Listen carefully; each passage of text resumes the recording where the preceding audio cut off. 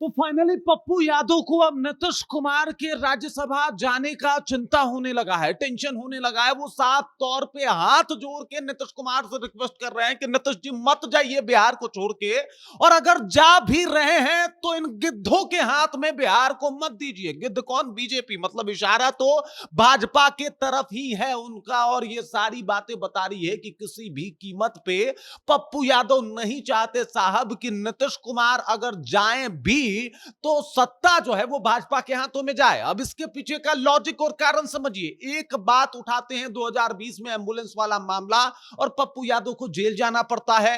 NEET वाला मामला उठाते हैं, फिर पप्पू यादव को जेल जाना पड़ता है। और अभी तो एक अवसर भी है पप्पू यादव और तमाम महागठबंधन के पास कि कुछ भी करके जो है वो नीतीश कुमार को रोक लिया जाए। बस ये नीतीश कुमार को एहसास दिला दिया जाए कि भाजपा उनके साथ गलत कर रही है, और उसके बाद नीतीश अगर रुक गए, महागठबंधन के साथ आ गए, तो साहब होगा ये कि भाजपा की सरकार नहीं बनेगी। महागठबंधन ने अगर ठीक से विधायकों को मैनेज कर लिया तो महागठबंधन आगे चला जाएगा, और हो सकता है या तो सरकार बन जाए या फिर दोबारा चुनाव हो। और ये दोनों बातें भाजपा के हित में कतई नहीं है।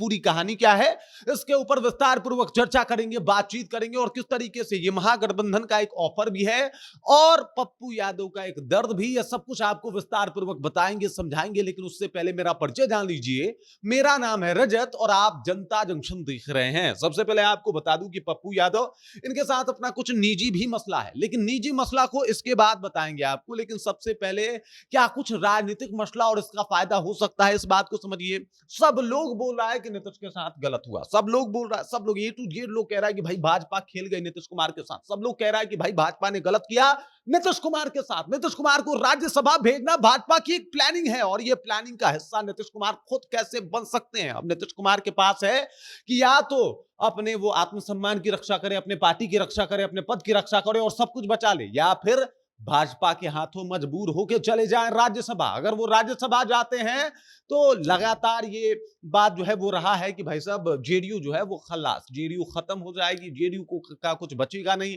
और जेडीयू धीरे धीरे करके बिखरती चली जाएगी। भाजपा का उसके ऊपर प्रभाव ज्यादा पड़ जाएगा।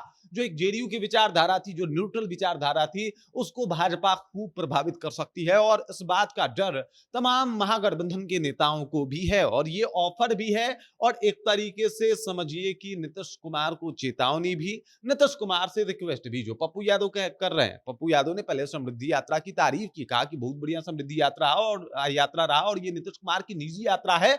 अपने निजी यात्रा में बहुत बढ़िया किया है नीतीश कुमार ने। और उसके बाद जो है इन्होंने कहा कि भाई साहब इन्होंने अच्छा काम तो किया है, बेहतर किया है, लेकिन इसके अलावा एक आखिरी अच्छा काम कर दें।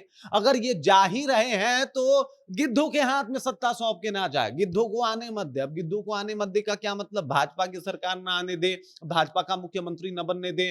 क्योंकि इनका मानना है कि अगर भाजपा अपना मुख्यमंत्री बनाती है तो बहुत चीजों को बहुत अलग अलग तरीकों से जो है वो देखा जाना शुरू हो जाएगा, और बहुत सारी चीजें जो है, इनका कहना है कि गरीबों को न्याय नहीं मिलेगा, समस्याएं बहुत होगी। इससे पहले भी इन्होंने कहा था कि सबको एकजुट हो जाने की जरूरत है। मतलब पप्पू यादव ने कहा था कि यहाँ पे तेजस्वी यादव एक हो जाए, लालू यादव एक हो जाए, कांग्रेस एक हो जाए, लेफ्ट एक हो जाए, और बस उनका मकसद ये है कि भाजपा को रोका जाए, नीतीश कुमार को राज्यसभा न जाने दिया जाए। तो ऐसे में जब ये ऑफर जा रहा है इनके तरफ से कि भाई नीतीश जी आखिरी बात है, रिक्वेस्ट है आप मान जाइए, रिक्वेस्ट है कि आप रुक जाइए, तो इसका मतलब स्पष्ट है और साफ है कि पप्पू यादव चाहते हैं कि महागठबंधन के साथ अगर आप आना चाहते हैं तो आ जाइए। कोई दबाव है तो उसको निष्क्रिय कीजिए, उससे दूर हटिए और आ जाइए हम लोग के पास, हम लोग साथ में आ जाएंगे। तो कम भी हुआ तो दोबारा चुनाव होगा, और अगर अधिक से अधिक हुआ तो सरकार में आप होंगे और मुख्यमंत्री पर से आप ही होंगे। ये डायरेक्ट ऑफर है, ये सीधे तौर पे ऑफर है। और उनका ये भी कहना है कि अगर आप नहीं तो आपका बेटा सही, जेडीयू का कोई और सही, भाजपा का नहीं होना चाहिए। ये मानना है पप्पू यादव का, यही मानना अख्तरुल ईमान का भी है, और यही मानना जो है वो अब आरजेडी का भी है। तो ऐसे में क्या ये माना जाए कि नीतीश कुमार पलटी मार सकते हैं और पप्पू यादव और तमाम महागठबंधन का ऑफर स्वीकार कर सकते हैं, या फिर ये मान लिया जाए कि ये जो आखिरी रिक्वेस्ट है जो पप्पू यादव कर रहे हैं, क्योंकि इनके निजी विवाद बहुत रहे हैं साहब। अब इधर हुआ क्या है कि जब भी भाजपा के खिलाफ, भाजपा फुल फ्लेज में नहीं है, उसके बाद भी भाजपा के किसी नेता के खिलाफ या फिर सरकार विरोधी कोई काम करने के बाद जो है वो पप्पू यादव आते हैं सामने, तो उनको जो है वो तुरंत जेल भेज दिया जाता है। जैसे कि कोरोना काल में इनको जेल भेजा गया था, नीट मामले में इनको जेल भेजा गया था, और पप्पू यादव शायद इस बात से भी थोड़ा सा सहमे हुए हैं कि भाजपा का अगला स्टैंड क्या होगा, और अगर भाजपा का मुख्यमंत्री ही हुआ तो क्या विपक्ष को रौंद दिया जाएगा? इससे अच्छा है कि नीतीश कुमार ही मुख्यमंत्री रहें और वो हमारे साथ ही आ जाए, जेडीयू का कोई बन जाए, लेकिन भाजपा का नहीं। बाकी इस खबर, इस जानकारी को लेके आप क्या सोचते हैं? आपके ज़हन में क्या कुछ चल रहा है? कमेंट कीजिए, अपना विचार हम तक पहुंचाइए। बाकी आप देख रहे हैं जनता जंक्शन और मेरा नाम रजत है।